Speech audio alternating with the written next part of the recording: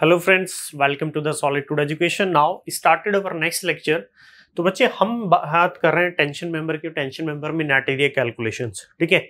अपने previous lectures में भी मैंने कुछ नेट एरिया कैलकुलेशन करने के आपको कुछ तरीके बताए थे, कुछ मेथड्स बताए थे, ठीक है। होप सो आपको समझ में आए होंगे। Now do next question. Engineering service में आया है 2010 के अंदर 5 नंबर की बच्चे ये प्रॉब्लम, सॉरी 15 नंबर का प्रॉब्लम था, 2010 में आया था, ठीक है। पढ़ो क्वेश्चन को, बड़ा अच्छा सा सवाल है, बहुत ही बेहतरीन सवाल बच्चे। एकदम दिल खुश हो जाएगा क्वेश्चन को करने के बाद। पढ़ो क्वेश्चन को। Design a single equal angle tension member. Question बोलता है कि कैसा मेंबर को डिजाइन करना है? Single equal angle tension member. Ma'am tension member कैसा है? सिंगल इक्वल टेंशन मेंबर है आपका, ठीक है। इक्वल एंगल सेक्शन का मतलब है कि उसकी दोनों लेग इक्वल लेंथ की है। इट इज 4 मीटर लॉन्ग, यानी कि जो गिवन इन्फॉर्मेशन दी है बच्चे। नाउ गिवन इन्फॉर्मेशन, तो गिवन इन्फॉर्मेशन के हिसाब से मैं 1 बाय 1 लिख देता हूं। नाउ लेंथ जो दी है वो कितनी दी है? 4 metre. It is 4 metre long and subjected to a tensile load of 25 ton. यानी कि जो लोड लगा है वो कितना लगा है बच्चे? लोड लगा है 25 टन का, ठीक है। It is connected to a gusset plate through 1 leg only. केवल गसेट प्लेट से केवल एक लेग कनेक्टेड है। Assume rivet diameter of 18 mm। जो डायमीटर ऑफ रिवेट दिया है डेट इज ऑफ 18 mm, ठीक है। कितना दिया है? 18 mm दिया हुआ है, क्लियर है। And sigma T permissible stresses है, वो तो सबको पता है। सिग्मा टी की जो वैल्यू दे रखी है डेट इज ऑफ 1500 kg पर सेंटीमीटर स्क्वायर, ठीक है। चेक फॉर सिलेंडरनेस रेशियो, यानी कि आपको सिलेंडरनेस रेशियो निकालना है। आर मिनिमम मतलब दे रखा है यहाँ पे minimum radius of gyration 1.94 centimetre, ठीक है बच्चे। चलो, आपने उसने एक और बात बोली है यहाँ पे कि आपको एक सिलेंडरनेस रेशियो के लिए भी चेक करना है। सिलेंडरनेस रेशियो चेक करने का मतलब है कि बच्चे वो लैम्बडा के लिए चेक करने को बोल रहा है। लैम्बडा को चेक करने के लिए इसलिए बोल रहा है कि as you know for a tension member permissible limit for the tension member is 400, ठीक है। परमिसेबल लिमिट कितनी होती है? 400। कुछ केसेस में 350 तक भी होती है, ठीक है। तो केसेस उसने मेंशन नहीं किया। हम रोस्ट कंडीशन मान लेंगे कि भाई इस पे विंड लोड या अर्थक्वेक लग रहे हैं, तो उस कंडीशन में 350 होता है, सबको पता है। नॉर्मल लिमिट में सिलेंडरनेस रेशियो की जो लिमिट होती है 400 होती है, क्लियर है। तो इसी को चेक करके मैं पहले बता देता हूँ। नाउ सिलेंडरनेस रेशियो जो होता है बच्चे वो होता है L/R मिनिमम, यही होता है। लेंथ दे रखी है बच्चे उसने, कितनी दे रखी है? 4 मीटर। लेंथ कितनी दे रखी है उसने क्वेश्चन में? ना क्वेश्चन में लेंथ क्लियरली मेंशन है, तो नाउ लैम्बडा लेंथ है 4 मीटर। मीटर को मैंने कर लिया mm में कन्वर्ट, तो मीटर को mm में किया तो 10⁻³ से मल्टीप्लाई करना पड़ेगा, डिवाइडेड बाय आर मिनिमम। जो मिनिमम रेडियस ऑफ गायरेशन है वो कितनी दी है? 1.94 सेंटीमीटर, यानी कि 1.94 सेंटीमीटर को किया mm में कन्वर्ट, यानी कि मल्टीप्लाई कर लिया किससे? 10 से कर लिया। तो नाउ 4 मल्टीप्लाई में 10⁻³ डिवाइडेड बाय 1.94 मल्टीप्लाई में 10, it is coming out to be 206। तो जो सिलेंडरनेस रेशियो आ रहा है लैम्बडा की value, now slenderness ratio lambda की जो वैल्यू आ रही है बच्चे कितनी आ रही है? That is 206.185। 206.185। Now this is the value of slenderness ratio. ये बच्चे किसकी वैल्यू आ गई? सिलेंडरनेस रेशियो की वैल्यू आ गई। किसकी वैल्यू आ रही है बच्चे? Now this is the value of slenderness ratio lambda, clear है। और मैंने बताया था कि जो सिलेंडरनेस रेशियो होता है लैम्बडा, उसकी परमिसिबल लिमिट कितनी होती है टेंशन मेंबर के लिए? मैक्सिमम 400 होती है, और कुछ केसेस में 350 तक भी होती है। अगर मैं रोस्ट कंडीशन की भी बात करूं तब भी ये 350 तक से कम है, तब भी क्या है बच्चे? लेस देन 350 है। इसका मतलब हैंड्स ओके, इसका मतलब मेरा इसमें कोई भी इशू नहीं है। मेरा जो मेंबर है वो उसका सिलेंडरनेस रेशियो अपनी परमिसिबल लिमिट से कम है। बस इतना सा बोला था उसने। Also check for the slenderness ratio, कितनी छोटी सी बात थी, बस आपको लिमिट चेक करनी थी कि क्या होती है। मैक्सिमम 400 होता है, यानी कि 400 से कम ही रहना चाहिए, ठीक है। तो वो है ऑलरेडी, इसका मतलब ठीक है। लेकिन उसने बच्चे एक और बात बोली है। उसने बोला कि design a equal tension member. आपको इक्वल एंगल सेक्शन को डिजाइन करना है। क्या डिजाइन करना है बच्चे? You to design a equal angle section. तो मैंने एक इक्वल एंगल सेक्शन ले लिया। Now we have take a equal angle section, ठीक है, लाइक दिस। तो मैंने एक इक्वल एंगल सेक्शन बच्चे ये ले लिया, ठीक है। इसको मैंने गसेट प्लेट से कनेक्ट कर दिया। Now we have connected it to the gusset plate. मैंने इसको बच्चे ये गसेट प्लेट से कनेक्ट कर दिया ऐसे, ठीक है। Now we have connected to it by gusset plate, ठीक है। मैंने इसको गसेट प्लेट से ऐसे बच्चे क्या कर दिया? कनेक्ट कर दिया।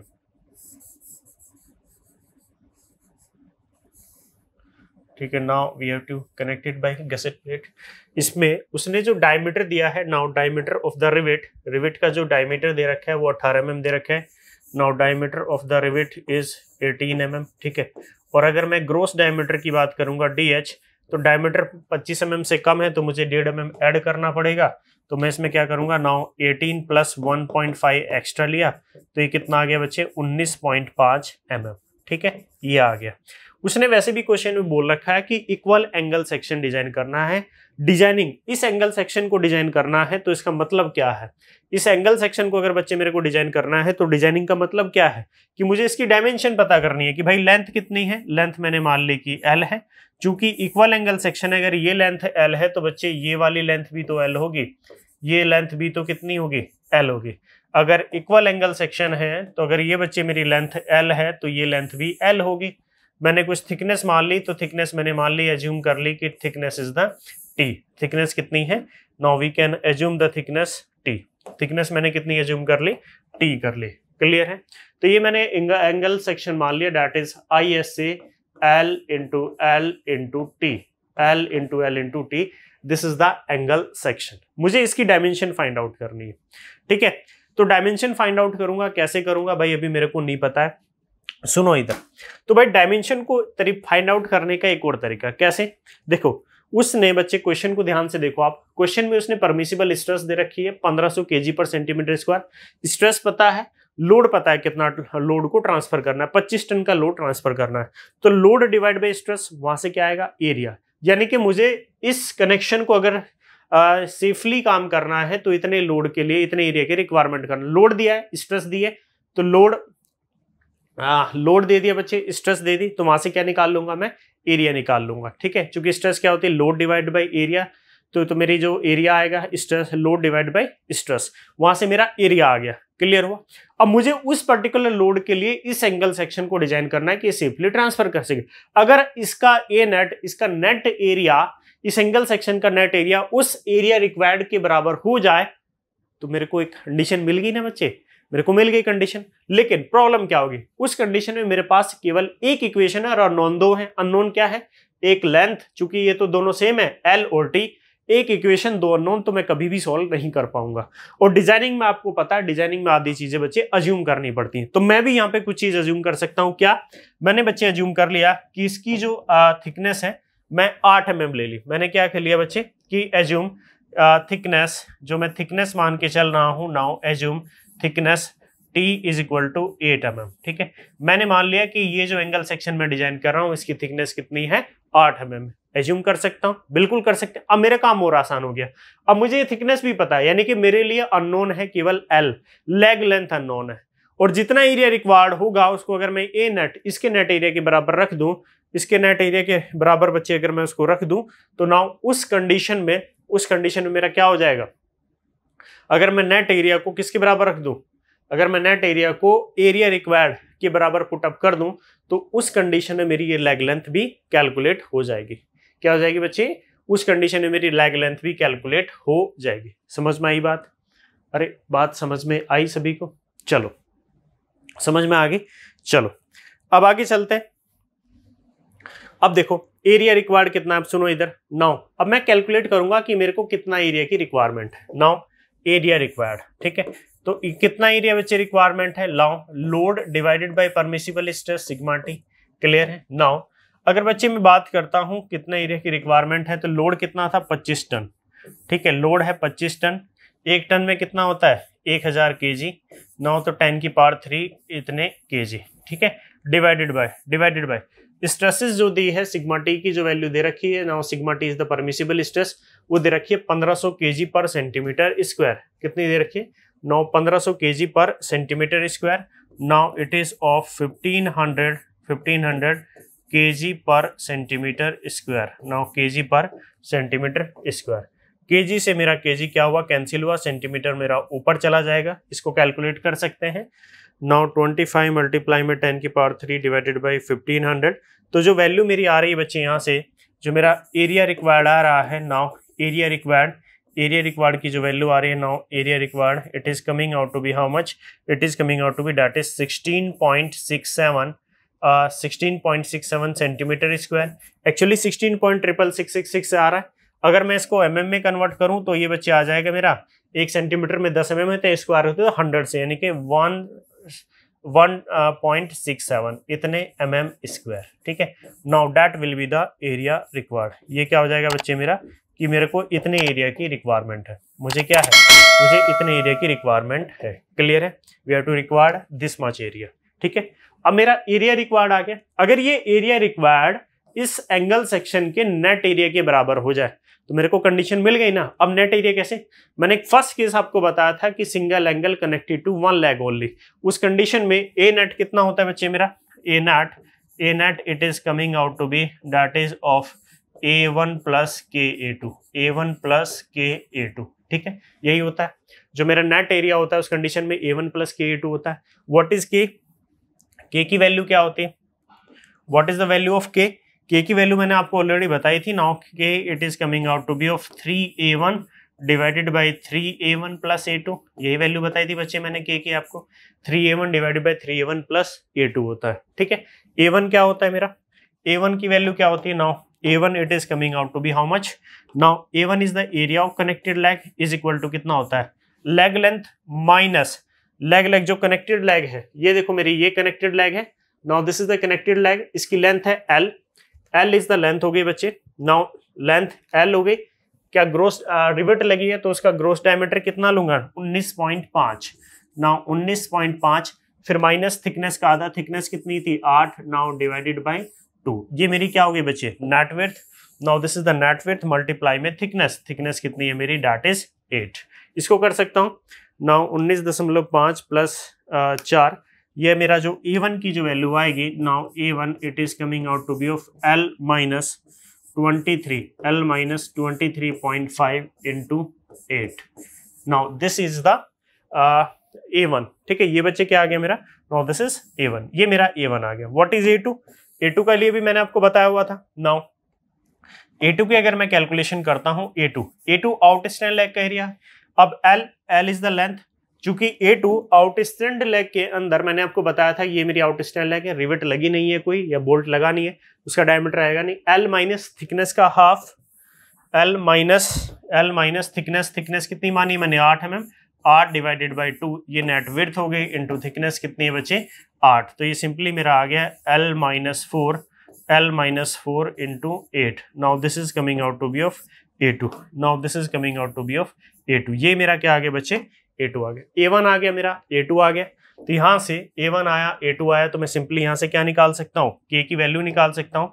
Now K is equal to, K की वैल्यू 3A1, A1 कितना है मेरा, दैट इज L माइनस का 23.5, L minus 23.5 divided by 8 divided by 3A1, A1 कितना है अगेन L माइनस का 23.5 इंटू 8 प्लस A2 कितना हुआ L माइनस का 4 इंटू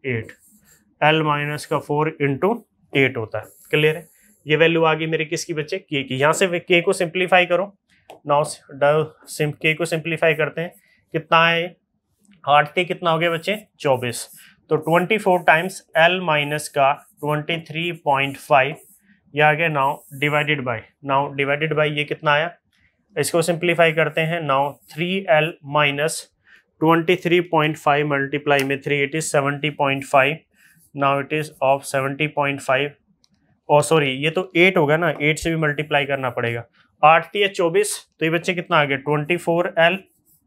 24L माइनस 24 मल्टीप्लाई में 23.5 it is 564, it is of 564 plus 8 का मल्टीप्लाई इधर करो 8L प्लस 8L माइनस 8 चौक कितना हुआ बच्चे 32 हो गया, 8 चौक 32 हो गया। इसको अगेन सिंप्लीफाई करो यहाँ से। Now K it is coming out to be of 24L minus का 23.5 divided by, now divided by कितना आ गया, ये 24 हो गया और ये हो गया, ये कितना आ गया 32L। ठीक है, नाउ 32L माइनस 564 प्लस ये 32, ये कितना है मेरा 596। Now this is the value of K। ये किसकी वैल्यू आ गई बच्चे, ये मेरी के की वैल्यू आ गई। किसकी वैल्यू आ गई? Now this is the value of के। यहाँ से मेरा के का वैल्यू आ गया, ठीक है। अब मेरे को निकालना ए नेट, ठीक है। मेरे को बच्चे क्या निकालना? ए नेट निकालना है। तो मैं ए नेट की अगर बात करता हूं तो ए नेट मैंने आपको क्या बताया था? नेट एरिया कितना होगा? A1 प्लस के A2, A1 प्लस के A2, that will be the net area. A1 की वैल्यू कितनी है? A1 की वैल्यू बताओ मेरे को कितनी है? यहाँ से A1 is coming out to be how much? A1 is coming out to be how much? That is of L minus 23.5, L minus 23.5 into 8 plus K कितना है मेरा? नाउ K की वैल्यू यहां से पुट करो बच्चे। Now 24 times of L minus 23.5 divided by कितना हुआ? नाउ 32 L माइनस का 596, ये K की वैल्यू है, इंटू A2 कितना है बच्चे? L माइनस 4 इंटू 8, ये है इसकी वैल्यू, ए नेट की वैल्यू। थोड़ा सा कैलकुलेशन थोड़ा लेंदी हो गया। ये ए नेट बच्चे किसके बराबर होना चाहिए? जितना मेरा एरिया रिक्वायर्ड है, जितना मेरा एरिया रिक्वायर्ड है। कितना एरिया रिक्वायर्ड है? 1666। कितना एरिया रिक्वायर्ड है बच्चे? Now area required is how much? That is of 1666.67, 1666.67, इतना एरिया मेरे को रिक्वायर्ड है, ठीक है। नाउ इसकी जब कैलकुलेशन करते हैं, मैं कैलकुलेशन करके नहीं दिखा रहा, आप समझदार बच्चे हैं, कैलकुलेशन तो आप कर ही लेंगे, आपको करना है, मेरे को सॉल्यूशन भी सभी को सेंड करना है, ठीक है। जब आप यहाँ से कैलकुलेशन करेंगे, इसको सिंप्लीफाई करेंगे, तो जो एल की वैल्यू आएगी बच्चे वो कम आएगी? That is 135.56, yes 136.56। यहाँ से एल की जो वैल्यू आएगी, नाउ L की जो वैल्यू आएगी that is 136.56। Now this is the value of L। ये किसकी वैल्यू आ जाएगी? L की वैल्यू आ जाएगी। Now this is the value of L, कितनी आएगी? 136.56 इतने mm, ठीक है। ये वैल्यू आएगी। ये कैलकुलेशन है यार, ये मैं करके नहीं दिखा रहा, ये आप खुद से कर लेंगे, समझदार बच्चे हैं सभी लोग आप। L आ गया मेरा। नाउ L में क्या प्रोवाइड करता हूं? मान लो लेट अस प्रोवाइड, ठीक है। नाउ लेट अस प्रोवाइड, भाई डिजाइनिंग है, डिजाइनिंग मेरे को तो कम से कम इतने का रिक्वायरमेंट है ना, तो जो मैंने प्रोवाइड कर दिया अप्रोक्सीमेटली 140 mm प्रोवाइड कर दिया। कितना प्रोवाइड कर दिया? 140। और थिकनेस तो हमने ऑलरेडी प्रोवाइड कर ही रखी थी। कितनी थी थिकनेस? हमने बच्चे ऑलरेडी 8 mm दे रखी थी। थिकनेस हमने ऑलरेडी कितना दे रखा था? 8 mm। और यही तो डिजाइन करना था मेरे को, एक एंगल सेक्शन डिजाइन करना था जिसकी लेंथ कितनी आ गई? 140 mm और थिकनेस कितना आ गया? 8 mm, ठीक है। तो मेरा एंगल सेक्शन क्या बन गया? नाउ एंगल सेक्शन बन गया बच्चे मेरा ISA 140 इंटू 140 इंटू 8 mm, ठीक है। ये मेरा एंगल सेक्शन हो गया जो मेरे को बनाना था, डिजाइन करना था। बस ये सिंपल सा क्वेश्चन था। बताओ इसमें कौन सा रॉकेट साइंस आपने इन्वॉल्व कर लिया? कोई ज्यादा बड़ा रॉकेट साइंस तो आपने इसमें नहीं लगा दिया इस क्वेश्चन के अंदर। बड़ा आसान सा सवाल था, ठीक है। समझ में आया बच्चे सभी को? अरे समझ में आया सभी को? चलो, अगर समझ में आया है तो अच्छी बात है, बड़ी अच्छी बात है।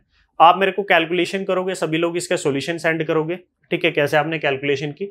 बाकी बच्चे आप इस क्वेश्चन को ना नोट कर लो सभी, ठीक है। देखो कितना आसान क्वेश्चन है, और ऐसे ही क्वेश्चन इंजीनियरिंग सर्विस में आते हैं, और ऐसे ही क्वेश्चन बच्चे ना बाकी बच्चों से आपको डिफ्रेंशिएट करेंगे, बाकी बच्चों से आपको अलग करेंगे वहां पे, ठीक है। क्योंकि ये इस तरह के क्वेश्चन है ना, जनरली सब डरते हैं करने से कि सर नहीं होगा, पता नहीं क्या दिया था, हमें कुछ समझ नहीं आया वहां पे, ठीक है। बड़े आसान क्वेश्चन होते हैं, कुछ ज्यादा रॉकेट साइंस इन्वॉल्व नहीं होता, फिर भी हो जाते हैं क्वेश्चन। अगर थोड़ी सी मेहनत करोगे तो इस पोर्शन को अच्छे से कवर कर लोगे, ठीक है बच्चों। चलो इसको नोट करो पहले। फर्स्ट ऑफ ऑल इतना पोर्शन नोट कीजिएगा, एंड आफ्टर दैट ये वाला पोर्शन नोट कीजिएगा, ठीक है। आफ्टर दैट ये एरिया रिक्वायर्ड कितना निकाला, ये फिर ये नेट का कैलकुलेशन कैसे किया मैंने, A1 कैसे निकाला, A2 कैसे निकाला, ठीक है। आफ्टर दैट के का वैल्यू मैंने कैसे कैलकुलेट किया, एंड आफ्टर दैट उसके बाद ये मैंने ए नेट एरिया निकाला, उसको किसके बराबर, जितना एरिया की रिक्वायरमेंट था। यहाँ से मेरा लेंथ आ गई L, फिर मैंने थोड़ा सा बढ़ा के एक राउंड फिगर कर लिया 140, थिकनेस हमने ऑलरेडी माना हुआ था, तो ये हमारा एंगल सेक्शन आ गया, ठीक है। ठीक है बच्चे, किसी को कोई क्वेरी, कोई प्रॉब्लम? ठीक है बच्चे, तो मिलते हैं फिर नेक्स्ट लेक्चर में नेक्स्ट टॉपिक के साथ। तब तक के लिए थैंक यू।